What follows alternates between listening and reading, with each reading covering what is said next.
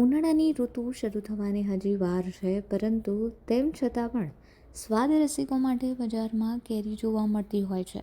ત્યારે દક્ષિણ ગુજરાતમાં તૈયાર થયેલી કેરી બજારમાં આવતા તો હજુ 20થી 25 દિવસ લાગશે. જોકે અન્ય રાજ્યની તૈયાર કેરીઓનું આગમન ધીરે ધીરે દરેક જિલ્લાની ફ્રૂટ બજારમાં થઈ રહ્યું છે, જેમાં મહારાષ્ટ્રની રત્નાગીરીની પાયરી, હાફૂસ, કેસર અને લાલબાગ કેરીનું માર્કેટમાં વેચાણ શરૂ થયું છે, જેમાં ખાસ કરીને સુરતમાં રત્નાગીરી હાફૂસ કેરી જોવા મળી રહી છે.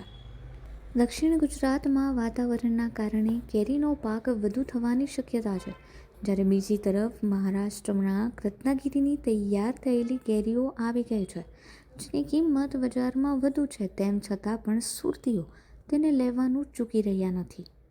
150 રૂપિયા કરતાં પણ કિંમત પ્રતિ નંગ વધુ હોવા છતાં પણ સ્વાદ રસિકો તેની મજા માણવા માટે અત્યંત તત્પર થઈ ઉઠ્યા છે.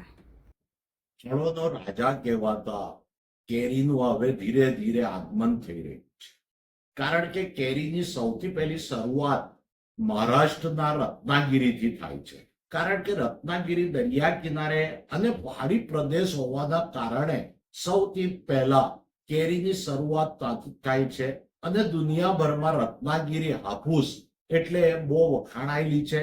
એ આપણા સુરત અને ગુજરાતમાં પણ આવી ગઈ છે. મુંબઈથી અત્યારે સુરતમાં આવે છે. હવે ધીરે ધીરે એનો વધારો થશે.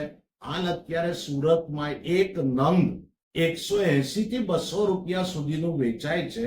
ઉનાળાની કાળઝાળ ગરમીમાં ફળોના રાજા કેરી ખાવાથી તન અને મન એમ બંનેને ઠંડક પહોંચે છે. અને આ વર્ષે ખેડૂતોમાં ખુશીનો માહોલ પણ છે, કારણ કે વાતાવરણની નિયમિતતાને કારણે આ વર્ષે દરેક જિલ્લામાં આંબા પર મોરનું પ્રમાણ વધ્યું છે.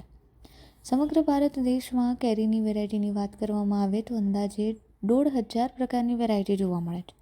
જોકે બજારમાં સૌ પ્રથમ રત્નાગીરી કેરી જ આવતી હોય છે. ત્યારબાદ જ ગુજરાતની તૈયાર થયેલી કેરીઓનું વેચાણ થતું હોય છે. સુરત, નવસારી, વલસાડમાં હાલ રત્નાગીરી કેરીનું વેચાણ શરૂ થઈ ગયું છે.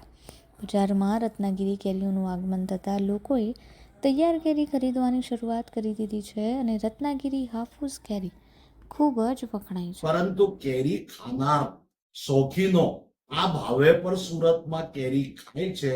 કારણ કે કેરી એક એવી વસ્તુ છે કે લોકોનું એવું માનવું, અને મેડિકલ ક્ષેત્રે પણ એવું કહેવાય છે કે સિઝનમાં જો તમે પેટ ભરીને કેરી ખાઓ એટલે આખા વર્ષની કેલેરી એમાંથી તમને મળી રહે છે.